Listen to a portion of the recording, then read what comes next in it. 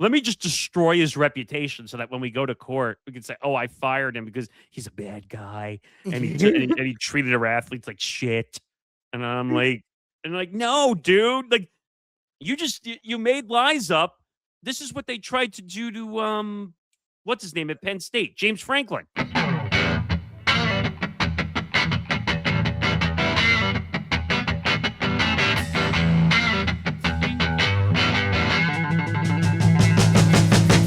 Welcome to episode 305 of Empty the Bench here on the Empty the Bench Network. He's Sam Bando. I'm Nick Morgasen. Follow us on social media for Empty the Bench at ETB Sports, Twitter, Instagram, TikTok at ETB Sports. Follow the Empty the Bench Network at ETB Network, Twitter, Instagram, and TikTok. Make sure you like and subscribe. YouTube.com/ETB Network as we continue to grow those numbers and those watch hours. So please go over, hit the notification bell and subscribe if you're over there. And if you can't watch on the video side, listen to Empty the Bench wherever you get your podcasts, Spotify, Apple Podcasts, Acast, anywhere that has audio. The show is probably up there. So make sure you check us out on there. And of course, you can listen to us with YouTube Premium too if you're doing other stuff in the background. That's true. You're right. And as Zain was saying before we got on here, the post-Valentine's Day edition of the show, which, by the way, I hate Valentine's Day in every way, shape, or form. And I'm not against love. Let me make that very clear. But I just think it's like the biggest Hallmark holiday ever. It is very much a Hallmark holiday. It's a very girls themed holiday. Yes. Valentine's Day. It's yeah. I was out with my parents having dinner the other night and on Valentine's Day. And I saw at some tables like it was just like a girls' night out. Yeah, it's certainly not a weekend that's like comforting if you're a single guy. Let's just say God, tell me about it. Let's just say that, which makes unfortunately or fortunately, I already want to look at it, both of us on this episode, I guess. But nonetheless, though, yeah, that is what you're going to see. Back to what you were initially saying, that is what you're going to see at most restaurants sometimes, and I think it's just the nature of it. But no, I could clearly tell like these girls were just out, like they're not in relationships. It was like just that Galentine's Day type thing you were saying, like where girls just go out like, we're single. We're just going to go out and have a night on the town. Well, at a diner, that would be a strange place to have a night on the town. But I don't know. Who knows? Potentially that was the first of many places they were going, though. So, but that's a weird place to start a night on the town in a diner. I would argue the same, but given where we both live, yeah, that certainly is an awkward. Yeah. I mean, speaking of Valentine's Day, did you see the Olympic? What was he, a skier? Yeah, I think that after he won his gold medal, he admitted to cheating on his girlfriend after, which is just the worst thing you could possibly do. Happy Valentine's Day! Oh, I cheated on you. Yeah, that's. And could you imagine if the way she found out was because of live television? Well, yeah, it's true. I don't know what's live or what's tape delayed anymore on the Olympics because I can't keep track of anything. So if it's live, Nick, it's during the day. If it's in the evening, it's tape delayed. I wish that, it has to do with them being in Italy. That's why you can't see most of it live. Right. But that just made me laugh. And we talked about it on Lounge over the weekend. Like, really? That's your way of trying to get your girlfriend back? Oh, I won a gold medal. Now let me see if I can admit to being an asshole on live TV. And, oh, I cheated. I'm like, okay. And, I mean, he went viral for it. I'll give him that. Yeah, I don't know if that was his intention, but viral is viral, so there's that. So yeah. All right. Enough about Valentine's Day because that's a holiday I can't stand. We'll get into the show. Speaking of things I can't stand, some topics we're going to talk about today. NBA All-Star Weekend. We're going to get into that whole debacle of was the format really worth going away from an actual East versus West into a 4-team format with 3 USA teams and 1 world team. I'm just gonna say this, Nick, before we dive deeper into it. It seems to me, as the NBA casual that's sitting over here, that really only follows the Bulls, that it seems like the NBA All-Star Game is highly, highly tailored these days to social media, and that's about it. Yeah, so we'll break that down. We'll also get into tanking, which has been a massive discussion as of late, and I think Adam Silver has done a terrible job of handling this. By the way, and when we get to this topic, there's really no way to handle tanking in any No, way, shape, or form. no, there's not, and it's just hard to prove.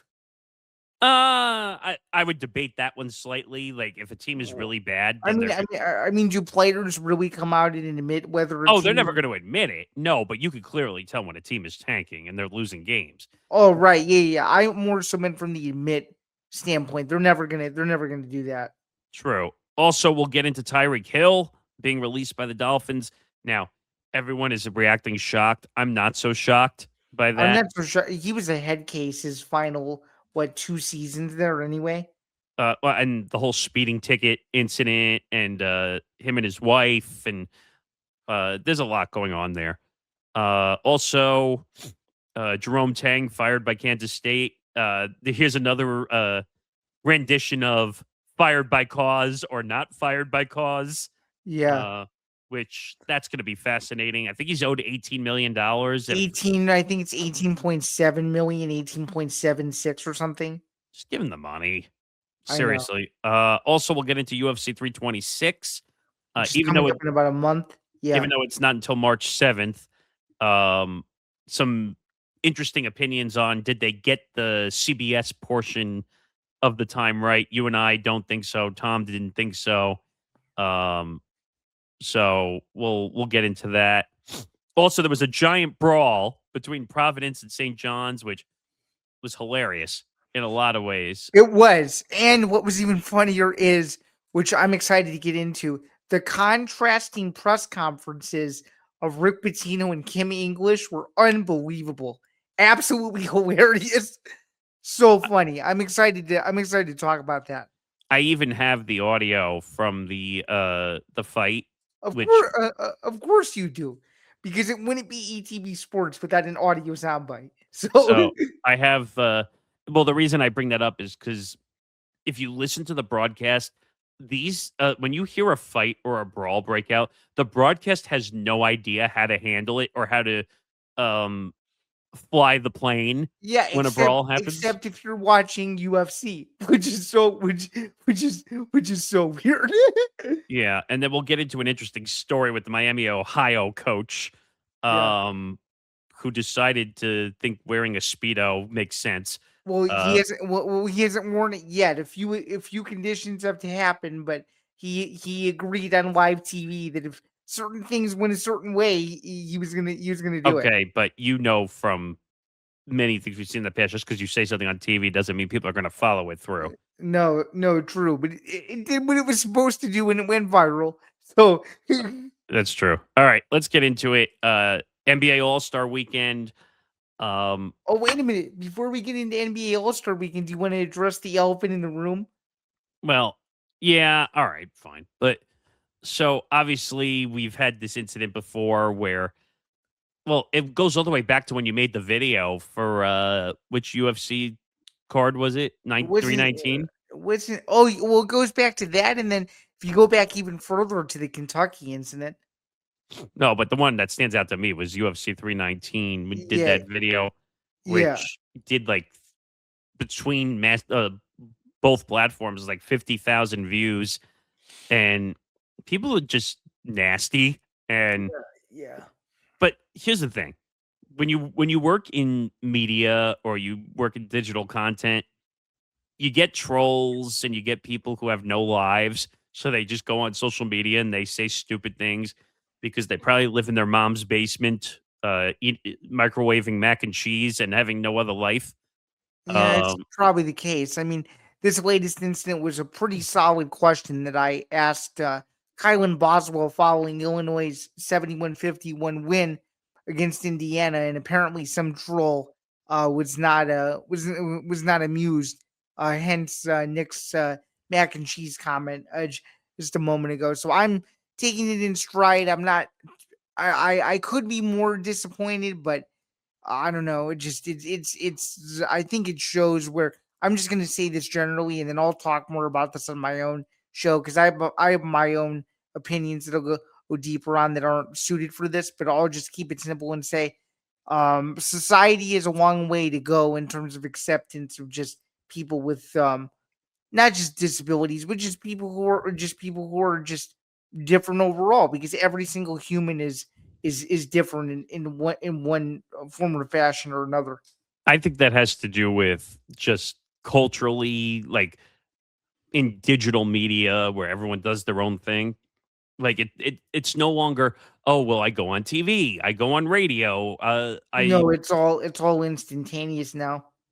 so you get to see more points of view. You get to see different types of people, and people don't like the fact that, oh well, people with disabilities, people with different living situations can do certain things. Like everyone can do things now because we have the ability to rec- Adapt. adapt. Well, I was going to say we have these microphones, we have our phones. We're able to do way more recording things than we ever have in our lives.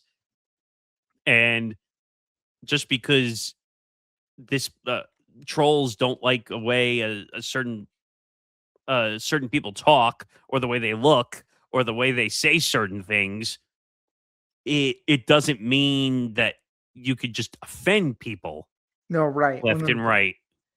But you have to grow up having a thick skin. I've said this forever working in this business. When I worked in radio, I had people calling in and threatening me with death threats, nonsense, Yeah, all the time. yeah. Luckily, I haven't gotten any of those, but um, I mean, that's a little different because it was political talk radio, and people right, don't. right. That's a total community that I don't even want to. I'm like I mean, this is no disrespect to political reporters, but let me just say this: I'm so glad I'm not in any of that. I am so. It would be a total nightmare, man. Complete You don't nightmare. want to do it. And at the end of the day, with what I do, sports are meant to be fun, and they're supposed to bring people together. They're not supposed to divide people.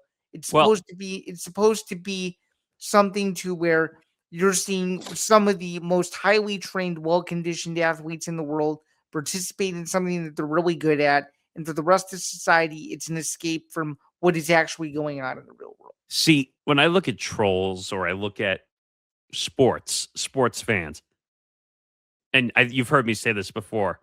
What is the long term meaning of fan? Fan is in fandom, which means fan for life, right? Well, fan or fanatic. Right. Fanatic, fan is the short term of fanatic. So people who are fanatics can't control themselves sometimes when they're rooting for a team or they follow a reporter or a big name in the media space. I would say Pat McAfee really changed the game when it came to people like Oh, the he trolling he picked up, did.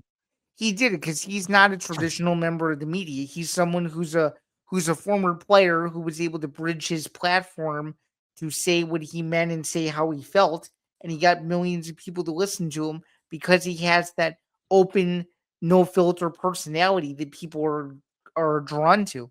That's which and I like his show. That's not the question here, but that's also led to because he's got the FU personality, that's sometimes lead to trolling personalities though too, which we can't control.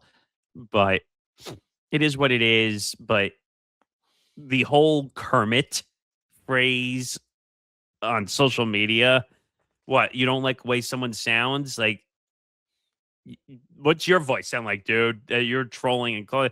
Like, I guarantee you, your voice sounds like some nails on a chalkboard somewhere, probably. So you don't like the voice? That's what they make a dial of. Well, this is an old phrase they used to say when I was working in radio. Like, people would call up when I'm producing a show and say, "Well, this guy's an asshole," and I'm like, "Fine, turn the dial if you don't want to hear it. Why are right. you calling into it? Why are you calling in and wanting to talk to the host if you think they're a jerk and you don't agree with their opinions?" The same thing on social media when you put videos out or you put or like when you drop a piece on the 5 million platforms you write for. Um, Like, I would just say to people, like, if you don't like it, then just turn the page or go somewhere else. If or you don't like it. just close the tab and open a new one. Right. So it is what it is. All right. Let's get into now NBA All-Star weekend. This made no sense to me whatsoever, the way this format was built out. Now, obviously, the East versus the West format was just not working anymore. Well, it was just outdated. Well, it was like a party atmosphere, not a game. And Right. basically, does anyone really want to Which see? as which as Dan Hurley likes to say, a basketball game is not an effing social event. No, God, that's ironic that you bring him. Well, because it just made me think of that because you said it was more of like a party like atmosphere before That they made their adjustment.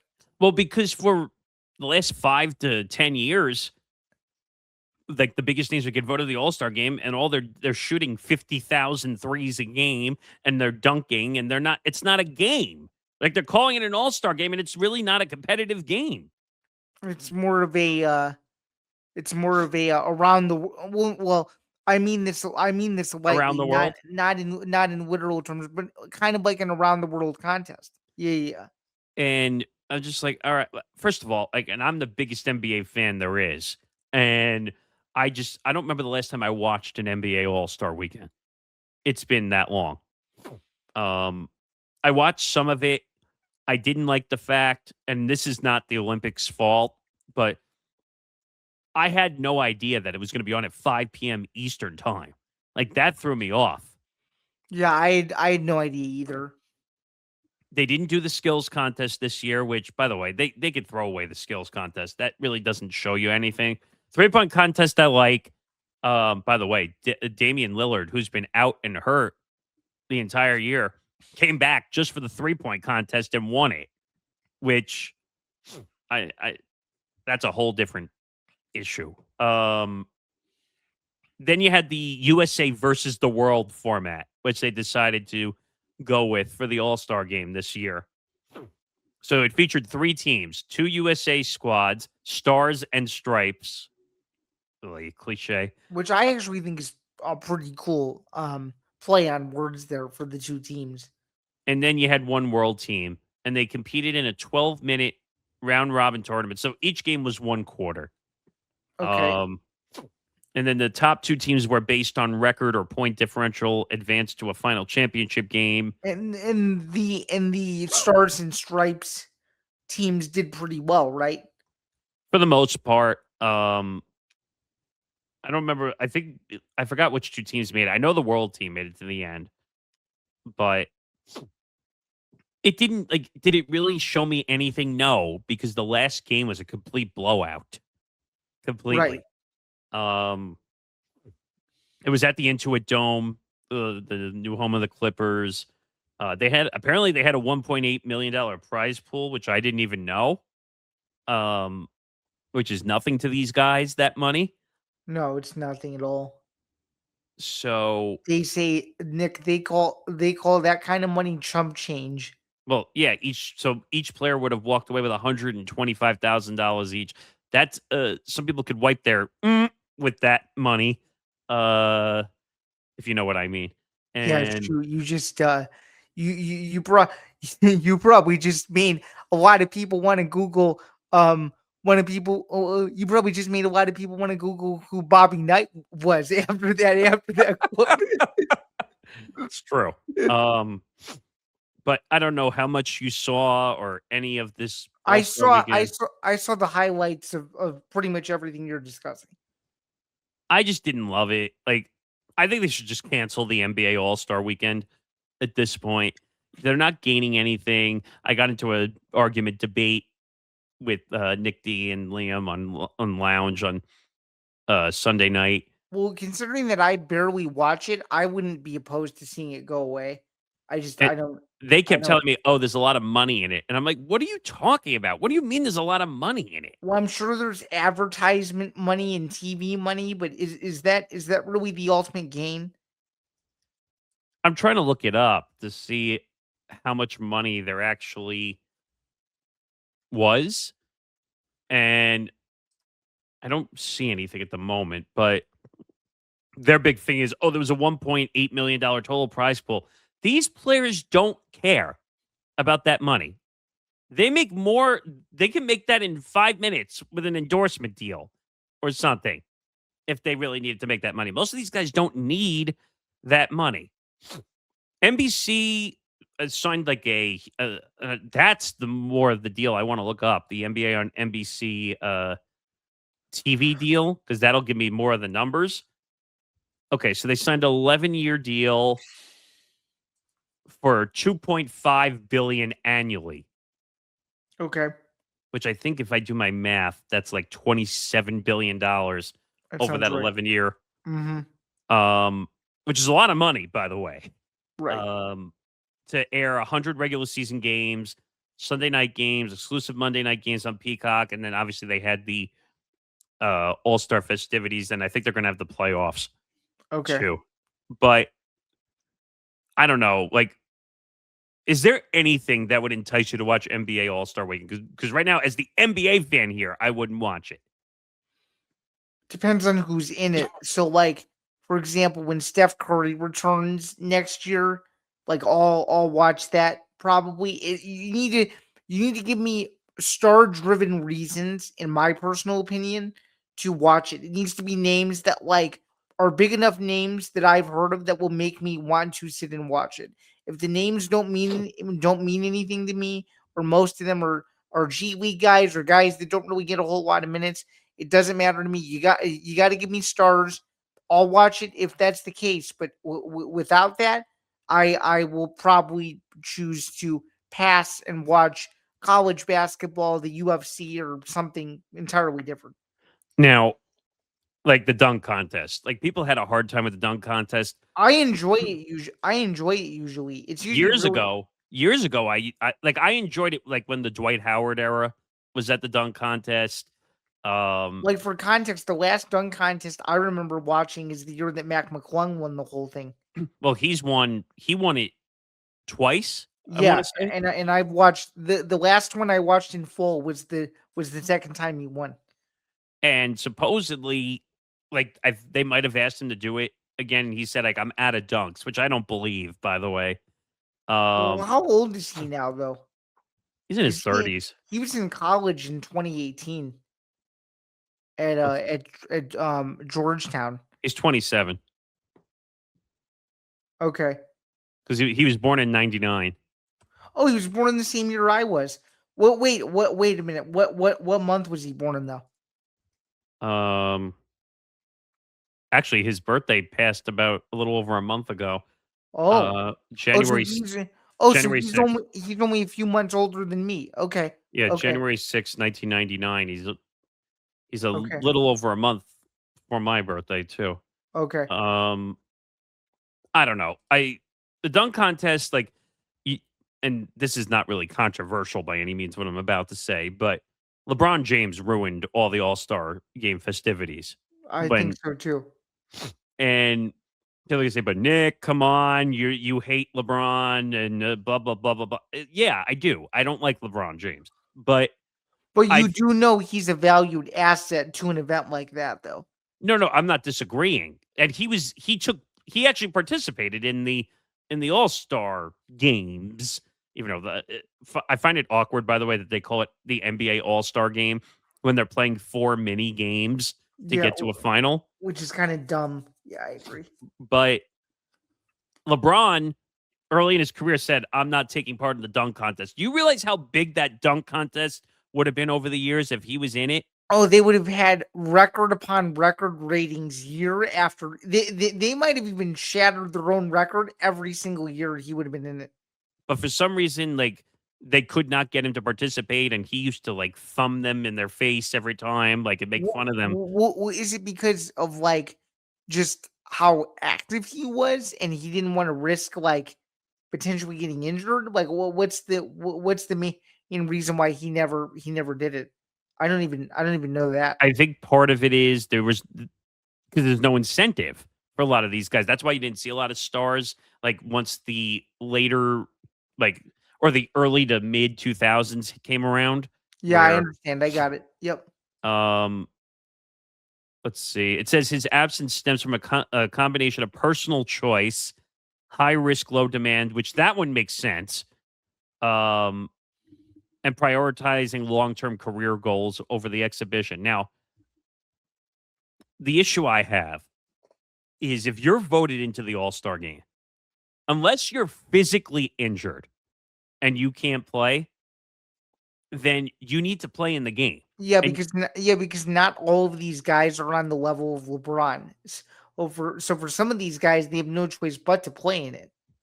that's why you saw it. It only changed quite a few years ago that they started putting money into the competitions because they knew like a Kevin Durant, a LeBron, uh, and other guys would not compete because there's nothing incentivizing them to want to compete in these competitions. But you're you're you're some of the biggest names in the league, and you won't participate in the All Star festivities. Now, I guess they make them a choice because maybe they just don't want to be in those activities.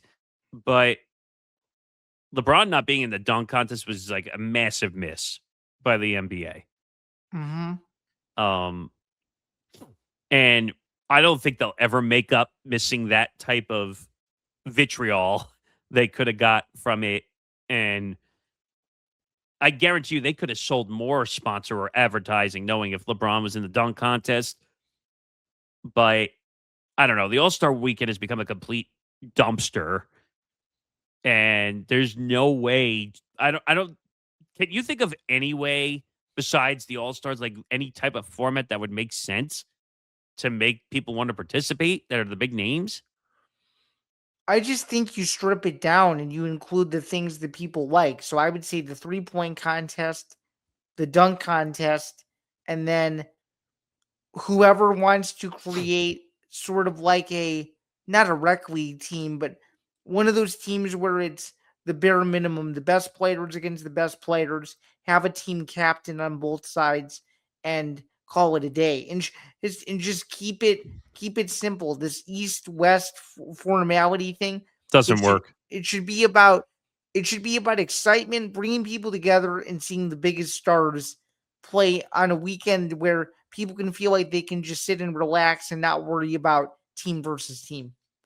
So there was another rumor out there, like Jalen Brown and a few other guys were talking about the unrivaled format that they just held a one versus one tournament. And some guys would say, "Oh, well, I would play in that in the All Star weekend if that was a thing." The NBA should call that bluff. And first of all, one versus one formats would be insane during the All Star weekend if you get some of the biggest names going up against Oh, one another. it would be a money making machine. And well, look at Unrivaled, the amount of attention it got. Well, yeah, didn't the winner win $250,000? Well, Right? yeah, but besides the money, the amount of social media and Yeah. clipping that was done from it. Well, I mean, luckily, I think it helped that Paige Beckers was in it, though. well, Paige Beckers was in it. Brianna Stewart was in it. Wasn't Chelsea Gray in it too? Right? I think she won. She I won it. think, Yeah, yeah. Yeah. Mm-hmm. but it says here Jalen Brown is actively championed for a one-on-one tournament to be added to the NBA All Star Weekend, citing the purity of the game and aiming for a charity-focused, high-intensity competition. He proposed a format inspired by Unrivaled, featuring boxing style callouts where players can select opponents to face in a competitive setting. Now that I would watch. Yeah, I'd watch that too. I'd watch that in a heartbeat. Like, See guys get in each other's faces, do an unofficial face off well, it, before it, they do it. it would also be great for like hate rivalries, like some of the biggest stars putting them up against one another. Like, you tell me you wouldn't watch that? Like, that would be insanity if that happened. Now, do you have to control by height class though in those one on ones though? Because you're not going to have like Wemby going up against Jalen Brunson. Like that would be an unfair fight if Right. it happened. But Right, because Wembanyama would tower over him. But like, can you imagine like Wemby versus Nikola Jokic? You tell me you wouldn't watch that on a 1-versus-1? Of course I would. That would be insanity. Like that would be Imagine if like Dirk Nowitzki came out of retirement just to do a one off in the in a possible one-on-one format. People would go insane for that. like, or LeBron versus KD. Yeah. Like, there's so many you could come up with. So, I hope the NBA calls the bluff of Jaylen Brown and says, "Hey, all right, you want this, and the players want it." I kind of like that he wants to put a charity focus on it. And I was hearing on the radio today also that the NBA could propose like a $2 million charity, like winner gets that money to the charity that they work with. Mm-hmm. And that would be insane. I think that would change the whole All-Star weekend Mm-hmm. if that were to happen. Um, And I think that's a perfect segue to talk a little bit more about the NBA because there was a bit of an uglier side this past week, right? yeah. So just one last thing: if I had to grade the NBA All-Star weekend, I don't know, C minus or D is probably where I would put it. I'll probably give it a flat C, I would say. It just wasn't great. Anyway, but speaking of the NBA, we had a tanking situation going on. Now, this is not new. We've seen teams tank in the NBA for over a decade now. But now it's becoming a bigger and bigger and bigger escalating problem. But you can't really stop tanking. That is the massive issue here. And when teams are as bad as they are at the bottom of the NBA, they have to tank so they can get a top draft pick, so they can get one of the stars, so they can build themselves back up. We see every team do that. So I don't know. What do you think about tanking as a whole before we get into this situation, which I'll explain with the Jazz and the Pacers? I mean, I think it's the unfortunate part of sports. Um, it happens, more often than we think. And from a fan's perspective, it's agonizing because some fans want to see their teams tank to get a better draft pick, whereas I'm sure the players uh don't want to see that, and they're trying to compete as hard as they can.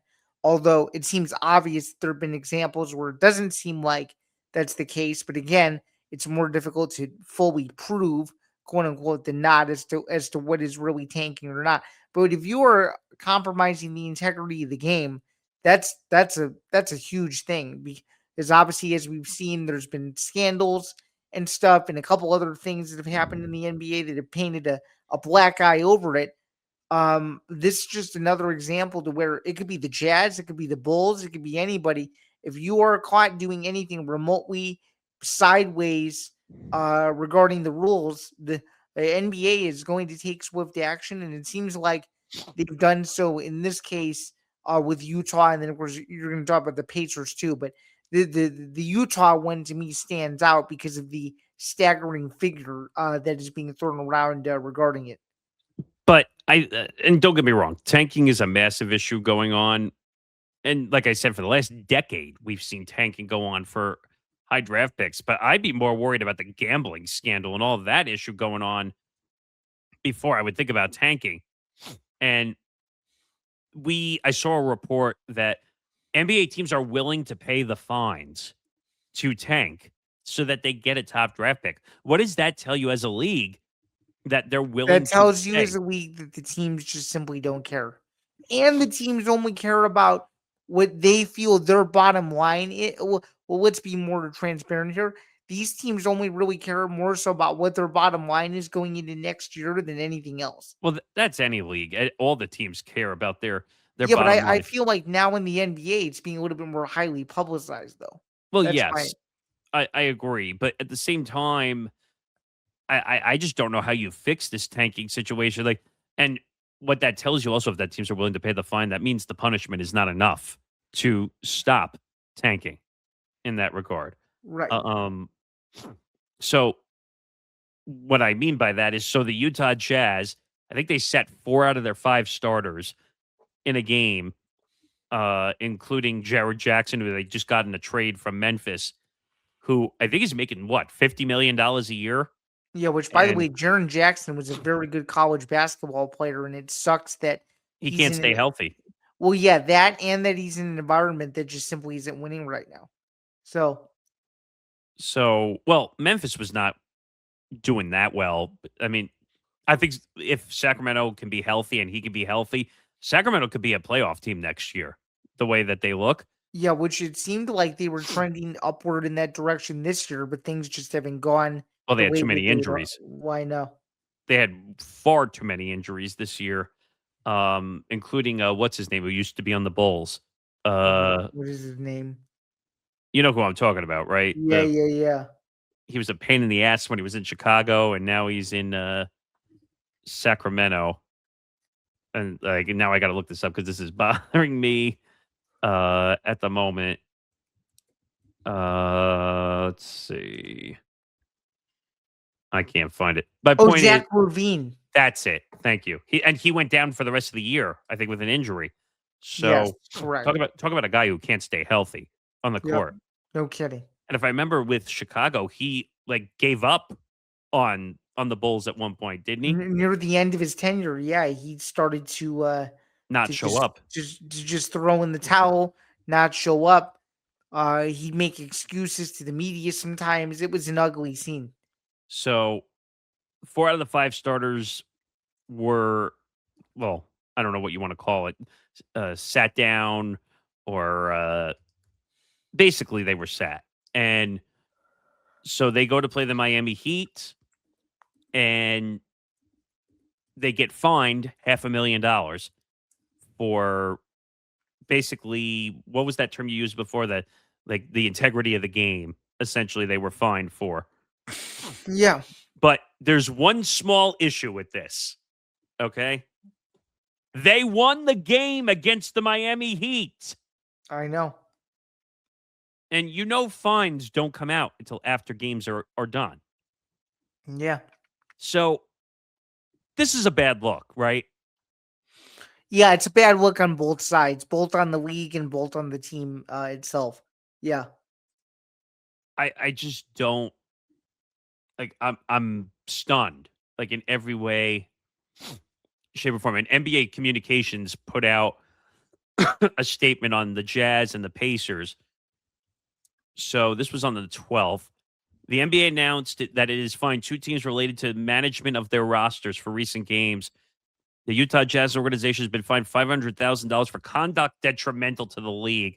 There's that ridiculous term, by the way. And how many times have you heard conduct detrimental across all sports? A lot. And they're saying it's based on 2 games. During those games, the Jazz removed 2 of the team's top players, and Lauri Markkanen and Jaren Jackson Jr., before the beginning of the 4th quarter, and did not return them to the game, even though these players were otherwise able to play, to continue to play, and the outcomes of the games were therefore in doubt. Laurie Markkinen, you mean? Yeah, that's what I meant. Lauri Markkanen.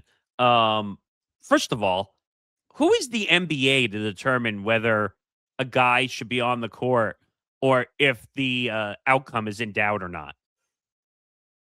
Well, aren't they the ones that oversee the entire operation? No, but Isn't I'm saying is they're finding the Jazz because they think they've determined that the game is not out of reach.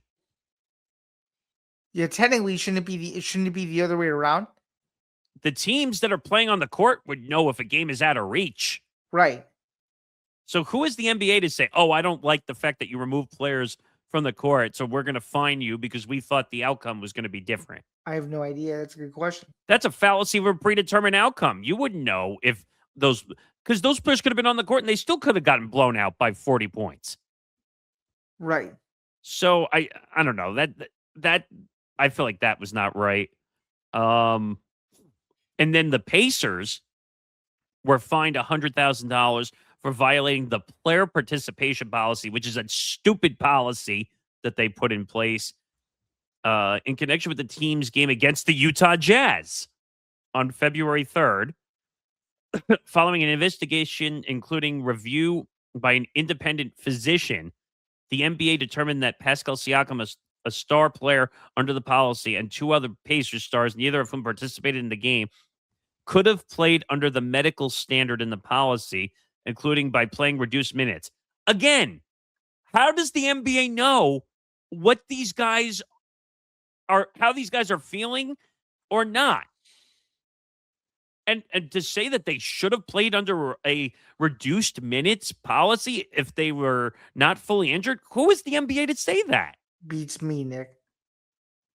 That would be like, I'm trying to think, college football, where they Okay. protect everybody nonstop. That would be like the NCAA saying, "Oh, this Ohio State game versus the Ohio Bobcats is out of reach. So this is what we're gonna do. We're gonna essentially tell the teams that the game is over and they can't finish the game. That's what it would be like essentially." And here's the problem, especially, and I'm glad you brought up the NCAA as an example, but the NBA also, they're governing bodies. Okay. It's kind of conflict of interest a little bit in a way where the NBA and Adam Silver are supposed to be running the league. They're not supposed to be telling teams whether their players should be on the court or not on the court. That's not their decision or their choice. If he wants that, he should go buy a team, be an owner, and run a team the way he wants it to run. I get it. We have more issues with load management because that's been you've heard that term a million times across multiple sports, that teams will sit their star players. Oh, well, they need a day to recover and they can't play every single game. I'm sorry, when I was younger, everybody played every game. There was no such thing as I need a load management day, not to because I'm too tired as an athlete. You have all off season to rest if you want. Now, Right. I don't. Is that being cliche or no? I don't know. Hey, it's partially cliche, but for the most part, I think it's accurate. Because isn't the whole point, like in Major League Baseball, you have spring training. In NBA, you have the preseason. NHL, you have the preseason. The whole point is you're building up so that you can be healthy for a full season. Right. Same goes for the NFL. Three Right. game preseason. You shouldn't be missing games for load management, knowing you're supposed to be on your P's and Q's and be physically fit to compete in games. And then you have Steve Kerr, who came out in the middle of the season and said, well, it's too much. It's too many games. And that's why I have to sit guys. And those easy. Well, maybe that means their physical conditioning is not up to par. Right. Good point. Now, those guys can come back and say, F you, we play 3 games a week and whatever. But yeah, and then I'll say, F you back. You guys make $50 million a year. If you're making $50 million a year, you should play all 80 plus games and not bitch about it. I mean, and Adam Silver's trying his best, but it's really not doing what it should be doing. And he had a quote here that says, overt behavior like this that prioritizes draft position over winning undermines the foundation of the NBA competition, and we will respond accordingly to any further actions that compromise the integrity of our games. Additionally, we are working with our competition committee and board of governors to implement further measures to root out this type of conduct. How do you root it out, though? There's no way to root tanking out. How do you do that? I have no clue, but he'd want to probably do some sort of strict monitoring. But I think this is a bit of a longer discussion, but it's something that certainly is an issue for sure. I just think there's really no way to avert tanking. Like, unless you're going to have an NBA management in all 30 plus cities that has to watch every game, there's no way to avert it whatsoever. Yeah. Do I think the fines are ridiculous? Yeah, I think the fines are ridiculous. But the Jazz won the freaking game, and Ryan Smith, if I'm not mistaken, he quote tweeted the press release. He's the owner that bought the Jazz, by the way. Um, and he put agree to disagree. Also, we won the game in Miami and got fined. Make it make sense. Mm-hmm. So the fine is stupid. We have a low. I wouldn't call it sitting players down. I would say you have a load management issue, which is leading to the tanking. I think. Mm-hmm. All right, moving on. This news kind of broke in the last day or so. Tyreek Hill released by the Dolphins. Um, he had a really bad injury, which didn't allow him to play. Right. Um, he had his issues off the field. He had the speeding ticket situation. His personal life situation has been all over the place. Um, I don't know. I this was coming, right? Yeah, it wasn't a matter of when, it wasn't a matter of if, it was a matter of when, and it happened at the time that we're recording this, which for those of you who are watching or listening on the day this is premiering, he was released by Miami on Monday. So Yeah, I mean, I think he'll end up somewhere. I don't know. I mean, this is screaming reunion, if you know what I mean. I think so too, because the Chiefs are desperate for receiver help and they don't know what's going on with Travis Kelsey, and obviously they missed the playoffs last year. So if you need a bit of a boost, you can bring Cheetah back in and see what the heck happens. Ah, I see what you did there. Cheetah Yeah. boost. No, Uh, no, I did that. I did that on purpose. I know. So yeah, I don't know. I'm not the biggest fan. I think he's a head case off the field. I think he's a really good player. I don't know if he's the greatest I don't know if he's the greatest human being, but you want to talk about a guy that has a highlight film for days that will make you go, "Oh shit." He is He's got incredible catches, like in a lot of ways. Um, but I don't know if you want to deal with all the ego off the field. I just And want to say shout out to his videographer, Kevin Fritz. That guy went from trying to be hired by major companies to doing his own thing with various athletes, including Tyreek Hill. He's been very successful at what he does. He's very talented. And by the way, if it wasn't for Tyreek Hill celebrating with Fritz in the end zone, yes, no one would know no one would know who Fritz is. Do you remember? Do you he got remember fined. the? No, I know, but do you remember the amount of people that tried to clown the videographer because they thought, oh, he's not doing his job. Blah, blah, blah. But it made for an unbelievable moment No, it was great, but I think Tyreek got fined because of the dumb rules of videoing in the end zone. I yeah. think was he the one who took the phone out of his hand and did That's correct, and that's how both of those guys went from here to an astronomical level overnight. that's the one thing that really annoys me about the NFL because when you look at the rest of the other leagues, they can all have fun, like when they score a goal in hockey or a massive dunk where you see the guys get off the bench when someone Right, exactly. or in Major League Baseball, you see them jump out of the dugout when a deep home run is hit. In the NFL, like the Odell Beckham catch with the Giants when he made that one-handed catch, like Yeah. In 2011, you can't have any fun. Like after it, I think Odell got flagged for the celebration in the end zone.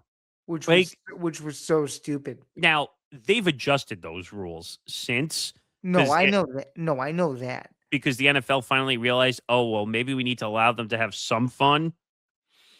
You know what I mean? Yeah, And and then that reminds me. You remember the moment when Chad Ochocinco went bowling in the end zone? was that with his teammates, like where he would like roll the imaginary ball and not? I love that celebration every time. Yeah, But that goes all the way back to when To got fined for having the cell phone under the post. right. And then there was also the popcorn incident too, right? Oh, that was Ezekiel Elliott. Or no, sorry, that was To.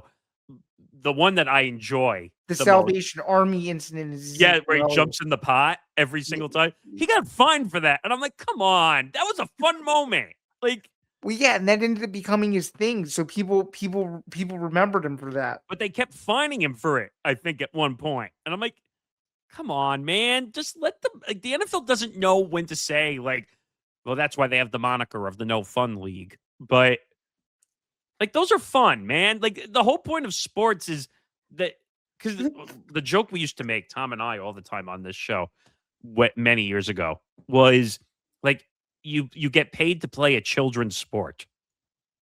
That we used to say that all the time, and I still believe that that you're getting paid for a sport you played as a kid growing up.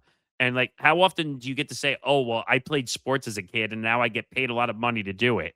Yeah, that's a good point. Although I wish the term kids game was used in a more positive light, because when people say that, they more so mean it in a negative way, and that's something I've never understood. Oh well, I don't mean it that way, but like No, I know. I'm just saying the general narrative doesn't.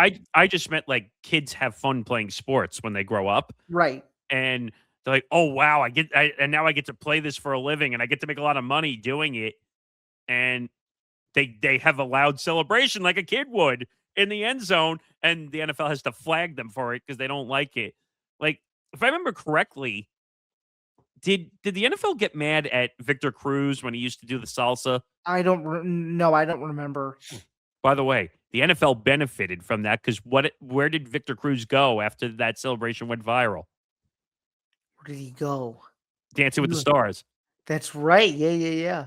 because he was such a great dancer from That's this. right. Yeah, yeah. So ABC and Dancing with the Stars said, "Oh wow, that's cool because he's doing the salsa in the end zone. Let's put him on the show." And that was a huge viral moment for the NFL Yeah, I in a lot remember of that. ways. Yeah, that Like, was pre the boom of the TikTok era of social media, because that was in the mid 2010s. So yeah, trust me. Is there plenty of celebrations that shouldn't be done? Like, I think they have a rule that the only one you can't do now is anything with guns. I think is what yeah, the rule. which that one got a little out of hand. But I think they were right. That's the one time I think they were right. Oh, Like that they 100%. Yeah. because that just sends a bad message to kids who are watching the NFL. But Hmm. I don't know. Tyreek's a great player. That's not the question here. It's does anyone want to deal with the headache that comes with him driving his fancy sports car at 130 miles an hour, which by the way, that whole incident turned into I'm being profiled out here even though he was driving 130 miles an hour. Yeah, which is the part that the media wanted you to ignore, right? Exactly. I think how long ago was that? I don't even remember. 2.5 years ago, I think now. Tom and I think, talked about it, and we kept saying, like, we said he's an idiot because he was driving 130 miles an hour. But the way that Well, they I'm gonna handled it, well, well, I'm gonna correct you. Tyreek Hill is not an idiot. It's the act of what he did that was idiotic. well, I meant he was acting idiotic. But Yes. and then, but at the same time, I'll say the police acted idiotic Yes, too. they certainly did. So both sides can be true, and both One sides can hundred be wrong. 100%. So I don't know. Last thing, do you think he's going to be on a team? Yes or no? Yeah, 100%. I don't know what team, but yeah. Yeah, Do you think I it'll be a think playoff team? would be a playoff team. I would say life depend if my life depended on this one answer, I would say my answer is no. Okay, I'm going to throw quickly two or three teams at you that would make sense in my mind. Okay. The Ravens is one of them. Okay. I'm gonna say no. The Rams I'm gonna say yes. because they need a wide receiver in the worst way. Mhm. Um, and who was the other one? Those two are the ones that definitely stood out to me. You Okay, might. well, I'll, with that said, if he goes to the Rams, then he will be on a playoff team. So I would say yes, he is going to a playoff team. I'll give you one, but you might hit me if I say the team. But Okay. I think the Bears. I think Ben Johnson could fix Tyreek Hill from an attitude standpoint. Now, That and the I also question is going to be, will Tyreek Hill be able to deal with Ben Johnson? well, I don't I I actually don't think know. I think Ben Johnson would be a good coach, believe it or not, for Tyreek Hill because I think he could draw up some interesting schemes I think so for too. Tyreek Hill. You're not going to get that very in And other he could put various him places. and Nick, he could put him in strange wildcat packages too That's if what he I'm saying. wanted. Yeah, yeah, yeah. Actually, I'll give you one more, and then we got to move on. The Patriots would be another Oh, interesting place. New England would be awesome. is then the Miami Dolphins rivalry. Even though the Miami Dolphins have been irrelevant in the AFC East the for last years. couple of years, you want to talk about a rivalry having some juice in that division? Tyreek Hill going over to the dark side, if you will, would be very, very interesting. I'd be Yeah. down for it. Well, it also gives it gives another weapon for the Patriots Mm-hmm. because I just think that would be. Can you imagine having that weapon there and Drake May having another Imagine if, weapon? imagine if you had imagine if you had Drake May, Bijan Robinson, and Tyreek Hill on the same team. I think I mentioned that a couple months ago, right? That You didn't Bijan. mention Tyreek Hill, but you did mention No, Bijan Robinson, though. I think Bijan Robinson needs to run away fast from Atlanta, but I'm not going to touch that topic right now. But Tyreek Hill, I would say Ravens, Patriots. I would even throw the Bears in there because I think that would give them another I weapon. think it's gonna be it's gonna be a very good. I'm just gonna say this and then we'll move on. It'll be a very good AFC team or a very good NFC team. That's That's for what sure. that's what I think. All right, quickly here. Jerome Tang fired for cause. Kansas State somewhere between 18 and 19 million left on Yeah, his I mean, contract. Nick, there's really not much more to say here other than the fact that he had an unbelievable first year when Bruce Weber retired, made it to the Elite Eight in 2023, and played a very good Michigan State team. By the way, that game still gives me bad memories when they played them, because at the time I was still rooting heavily for State because that was my childhood school. But nonetheless, the last 3 years just hasn't been good. Has had major injuries. Transfer portal guys haven't worked, and it doesn't help when you've only won one game in the Big 12. And the school is saying that it's based on the comments he made after the Cincinnati game that his guys should be embarrassed to wear the uniform. I think it's simply because his team has been so bad the last 2 years that they didn't want to deal with any more of the Jerome Tang headache.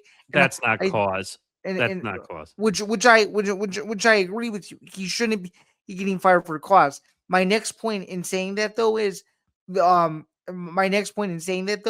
he should be fired for his performance on the court and not stuff that was taken out of context. Right, but that wouldn't be cause. You would have to pay him if you're firing him No, based. right, which I don't think he should be fired for a cause. Is my point. But to say, first of all, if if you're going to fire based on him saying that people should be embarrassed for running the jury, Bobby Knight would have been fired 10 million times for cause back Yeah, in the day if no kidding. for the amount of times he would insult players or hit them with chairs allegedly, or Yeah, like or say if we go up there Monday night to Purdue, you're not going to believe the next 4 days. yeah, exactly my point. Like, so this is not cause. Like, cause would be like, oh my god, why am I forgetting the name of the coach, which we talked about for 2 months? Oh god, was it? Oh, the Michigan coach. Oh, Sharon Moore, I don't know why the that name former slipped. football coach. I know Yeah, that yeah. slipped out of my head for a second, but that's cause. That's If you that's cause for sure because there's hard evidence. and well, there's hard evidence. He threatened a young woman with a knife. I mean, Yeah, like he was cheating on his spouse. I mean, like yeah. there, With three kids, by the way, which is even right. worse. That's cause. When there's actual evidence, that's cause. To say that you're embarrassed of your team wearing the uniform, that's not cause. That's I'm trying to motivate my team to play better. Yeah, And and he even said, "Oh, we have practice at 6 a.m. We're gonna get this right."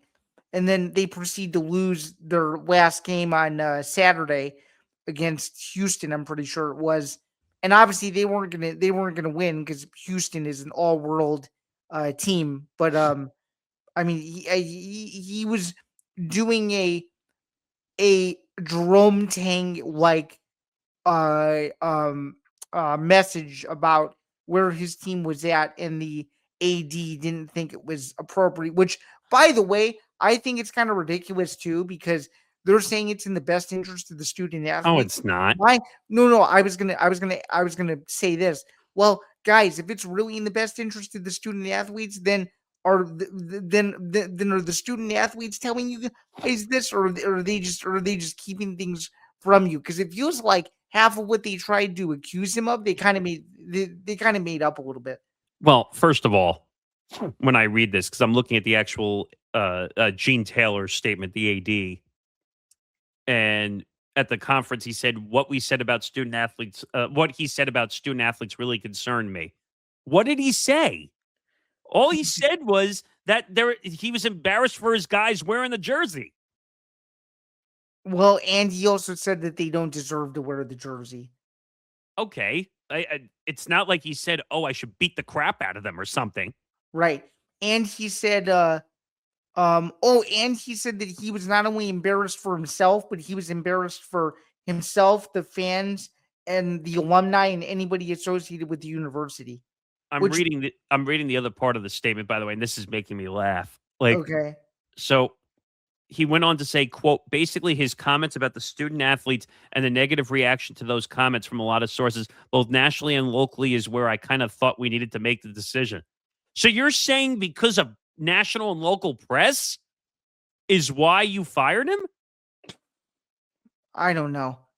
All I know is this: he was going to get fired anyway, but he shouldn't have gotten fired like this. Well, I think the school's going to lose this battle in court if they end up there. I think so too. But are they going to use the loophole of, oh, well, it sounded like he was mistreating our players, and then that's why we had to fire him? I'm like, you can't compare this to Jerome Moore, who was a complete. No, you can't. You can't. Because that's it's not even in the same universe. But I'm just saying that's what it feels like, what they're trying to do here. Like, Mhm. they're trying to turn him into a monster when all he was trying to do was be a motivator. Yeah, and by the way, did you notice in his own statement that he only credited the guys he coached and didn't say bye to Kansas State because he feels like he got screwed? I mean, I have no idea. And what's weird though is as of Sunday night, they still had the press conference up. Yeah. So what does that tell you? Well, they said he coached. Well, they said he coached the game on Saturday or over the weekend. Excuse me, when Gene Taylor was out of town, and then he goes on to say in the next sentence that, oh, I was talking to the president while the game was going on. Wait a minute, dude. You just said you were out of town 30 seconds ago. Then you said 30 seconds later that you were talking to the president. Which one is it? So we're contradicting ourselves now. Yeah, I mean, yeah. That's a classic case of, oh, I'll say what I think. And then, oh, sorry, I realized I was in the building. And you're just like, that's what security cameras are for, right?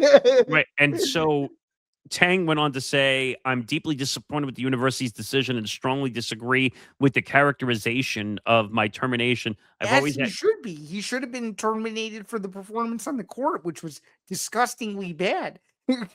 I'm trying to find, I can't think of the term off the top of my head. Which is the one about reputation getting destroyed? Reputation getting destroyed. Exoneration. No, but slander. That's it. That's the one I was thinking of. I was thinking of disparagement, but slander is the right word. Because like he's being slandered by the AD, like is essentially what's going on. Yeah. Like, let me just destroy his reputation so that when we go to court, we can say, "Oh, I fired him because he's a bad guy and he treated our athletes like shit." And I'm like, no, dude, like you made lies up. This is what they tried to do to what's his name at Penn State, James Franklin. James Franklin, yeah.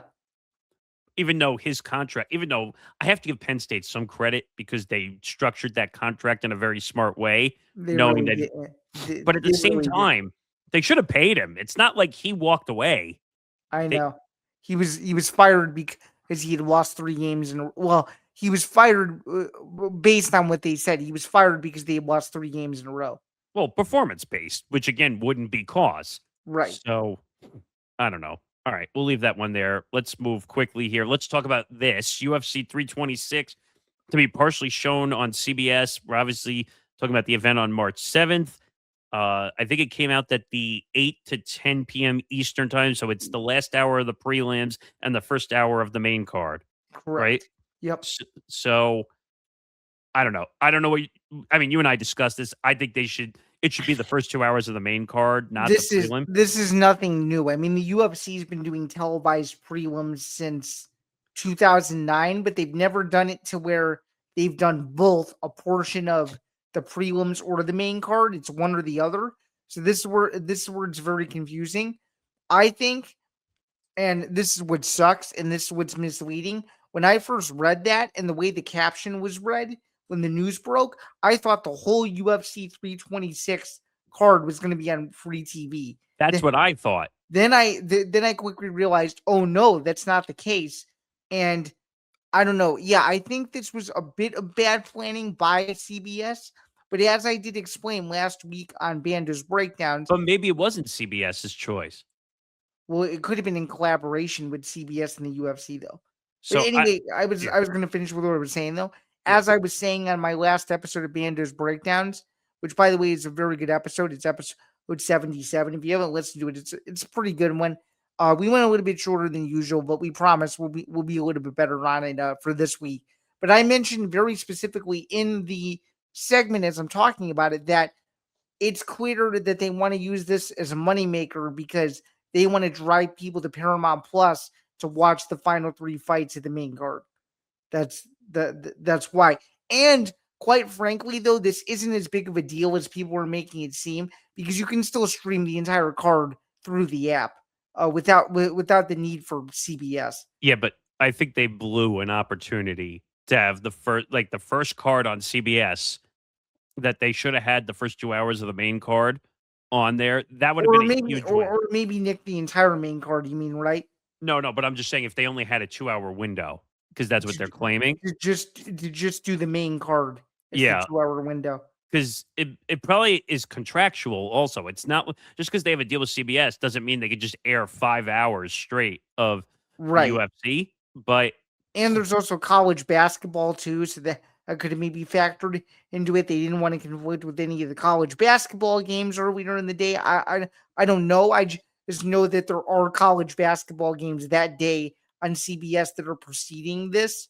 So I'm just saying. But I think they goofed on this one in a big way. Like, I get it. Like, they want to show, maybe they want attention for the prelim because it's going to be on TV for the first time. Yeah, and they want to build viewers. They want to build concurrent viewers throughout the night. That's probably their whole thought process. Yeah, but like myself, you really think I'm going to tune in for the first hour of the prelim? I'm going to tune in for the second hour portion for the main card. At that point, I give sorry, but I could give 2 craps about the prelims. A lot of newer UFC fans feel the same way you do. As I told you off air, the prelim cards are built for hardcores like myself. Now, let me be clear. I'm not saying there aren't good fighters in the prelims, but what are most cards built on? The main card. They're built on the main card. So I just think they blew a huge opportunity to allow 2 hours of the main card to be on CBS. Now that would have been amazing. So I don't know which fights that would have been in the pecking order of the card. But so if it was the first 2 hours of the main card, you would have gotten the first 3 fights of the main card. Then the broadcast would have ended. Then they would have told you, "Oh, go to Paramount Plus for the co-main and main event." See, I think that's a mistake too. The way, like that you're telling people, oh, it's on CBS, and now you're going to force people to go off TV to go find it. Like, well, for some, Nick, though, to be fair, it's only one button push to go. No, I get it, and so do I. I have Paramount Plus. That's not the issue, but I'm saying it's not fair to some people. No, it's not. Especially if they only have over-the-air TV and stuff like that. Like if they literally only have bare bones, that's all they're gonna get. So it doesn't help the people that aren't streaming savvy. Now, that's the point. Now, I think that's a little naive-ish because I think in today's world, everyone has at least 1 or 2 streaming abilities. Nick, I get it, but what about for the older people that need? No. I'm not disagreeing. I'm just saying in today's day and age, right? Like everybody, for the most part, has at least 1 or 2 streaming devices, and maybe that's what a lot of these sport networks that carry sports are begging on, that someone has a streaming network if they want something desperate enough. Yeah, like But luckily enough for me, like the main satellite box I have is a Google Play box, so I get all the apps included. So that's convenient. Some people have to go to other external devices while other people don't. see, So like on my TV that I just put in my office here, which you've seen, I took pictures of it, and like all the apps are on the bottom. They're connected, and then I just have to take my small remote and flip over to each connected app I have, and then it pops up. But you know what?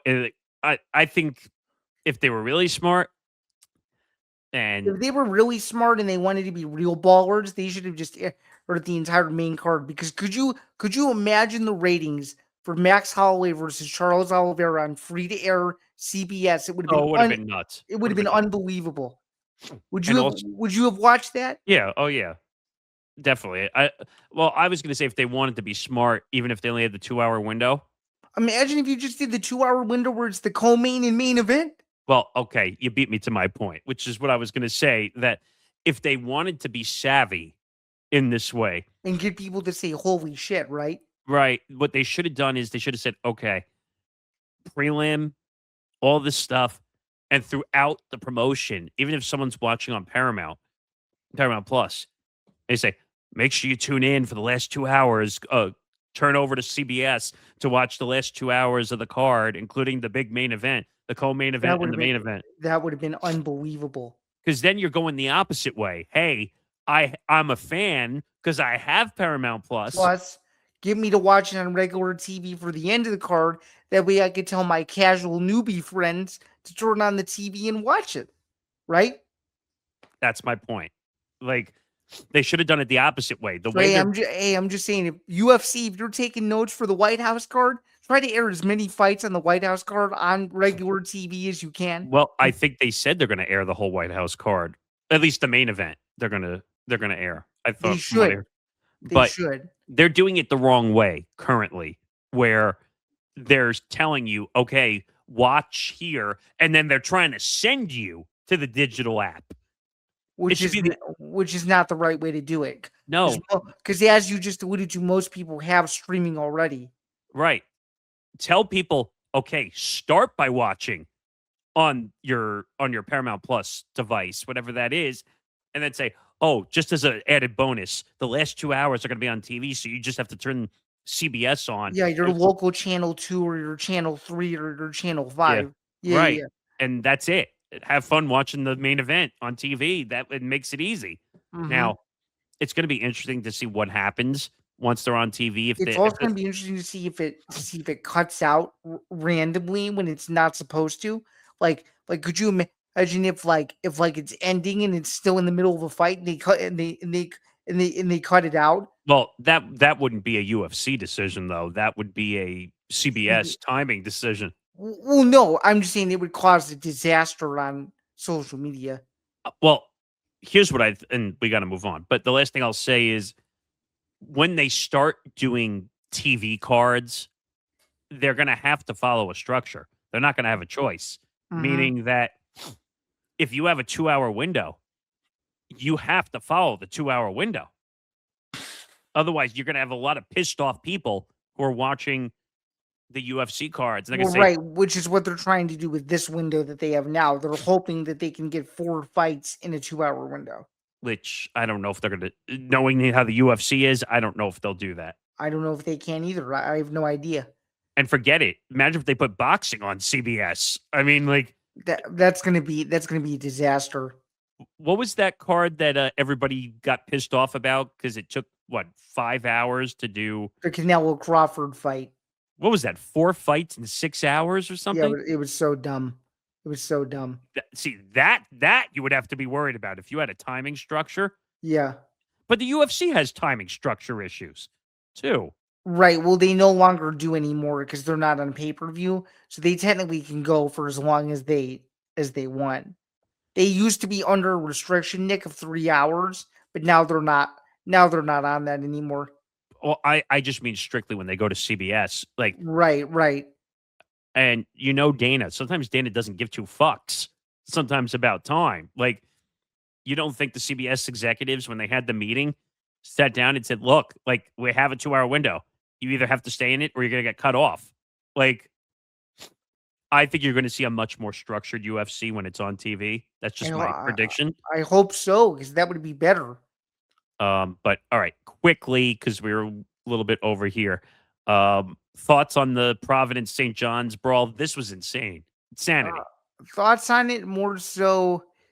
I just think it makes both teams look bad, I guess. And the foul was very dangerous, though. Let's just start there. It was a very dirty play. Should it have caused the ruckus it did? No. But I do think the way Rick Pitino handled himself by not addressing it and saying, the focus should be on the players in the game and stuff. He's right, because he doesn't want his locker room to be a distraction over something that was overblown in a way that would to where it shouldn't have been. That's a behind closed doors teachable moment type thing. And I think both teams just want this to go away, because the focus should have been more so on the game, and this ended up becoming a sideshow.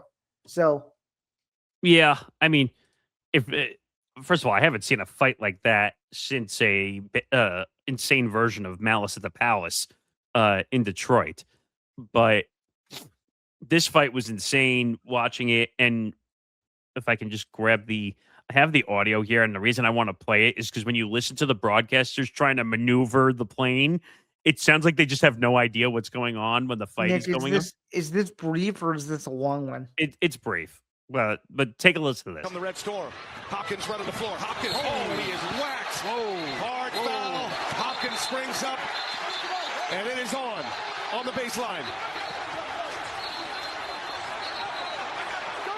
Powell just took a swing. Not good. There were elbows flying everywhere. And this is going to take a while to unravel. We might get some ejections here. If I was calling this, I'd be going crazy. The VA in that first game in the Garden, you had to dust up between Powell and Ejiofor in front of the Providence bench. And then that right there, not the kind of play you want. Where's the energy? From the red store. Yeah, Hopkins throws the right hand. Well, as that started repeating I again. was going to say, like, Hopkins throws the right hand. I mean, like, Jesus. Like, it's just funny hearing the broadcasters, like, because they just, like, they're trying to navigate the plane, and they're like... I just don't... Well, I think most common for major sport broadcasters don't really watch fightings. Or so they don't understand what's really going on. And I understand that wasn't meant to be... It wasn't meant to turn into a boxing or an MMA fight, but, sometimes that other sport knowledge instinct, it's gotta come out a little bit. You know what I mean? When I was calling play-by-play for LIU, I called both men's and women's basketball. I got to see a few brawls break out on court. That was the time. That was the most exciting I had doing play-by-play. That's awesome. Because I'm like, all right, I can get into this. I can. And remember, I'm on radio, so I got to paint a picture of what's going on. Right. And I'm sure they didn't because people could see it, but still, it was a little bit underwhelming of the way because if you tuned into the game right as that was happening and you heard no audio, you'd probably be like, what in the heck is going on? It's fight night. No, but long story short, like, I have fun calling those type of games. And, like, I was really painting a picture. Like, I was thinking, like, oh, God, who calls UFC now? John Anik and Joe Rogan and Daniel Cormier. Well, just the play-by-play guy. That's Anik. John right? Anik. Yeah. I was thinking like him, like when I was calling those brawls. Yeah. Like when you see a massive takedown happen in the UFC cage. Like yeah. that was my thought process going in, like as these brawls are going. And of course and he goes, takedown by so-and-so. Whoa. Yeah, that's literally what was going on in my head, like while calling these brawls, like during game. And of course the SIDs didn't like me after I treated it like that. And I'm like, they didn't like it. They're like, what's the matter with you? And I'm like, it's the moment of the game. What do you mean what's wrong with me? Everyone loves hearing brawls. That's the best part of a game sometimes. Well, there is, I'm just going to end on this. there's a theory that Dana White says all the time. I don't know if you've ever heard of this before. He goes, imagine that there's 4 street corners. There's a football game going on over here. There's a basketball game going on over here. There's a baseball game going on over here. And there's some other random thing going on over here. But that random thing breaks out into a fight. What does everybody do? They leave their post and they instantly go and watch the fight. I have heard him say that before, and he's right. Every time a fight breaks out, where does our attention go? Where the fight happens. Like Right. instantly, when that brawl broke out at that LIU game, all the eyes went to the center court.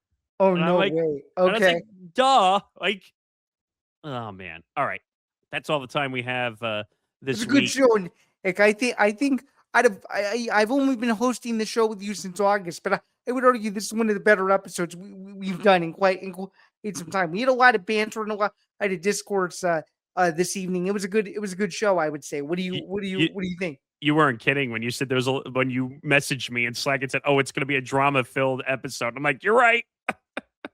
Yeah. Make sure you Shoot, Nick. Now you got me cracking up that your laugh almost sounded like Joe Roth a little bit for a second. Oh man, I haven't heard that either. Make sure to like and subscribe. YouTube.com/ETB Network. Make sure you go like and subscribe. Hit the notification bell below, which I think is now, they keep changing the color of the button. I think it's a black button now. Black, yes. I'm so old. Like I remember it was a red and a white and a black. Like they keep changing the colors of it. There was a blue at one point, Nick, in the late 2000s too, from how I remember it. Holy crap. We'll just make it all colors of the rainbow at this point. Literally. And then if you can't watch on the video side, listen to Empty the Bench or any of our network shows wherever you get your podcast, Spotify, Apple Podcast, Acast, a bunch of other audio platforms. So make sure you check us out there as well. All right, final thought before we head out of here. Yeah, I hope you guys enjoyed the listen and or the watch, depending on what side you were on. Stay tuned for more throughout the week for myself and Nick on various shows and streams, including my latest episode of Bando's Breakdowns. I can't believe we're going to be at episode 78.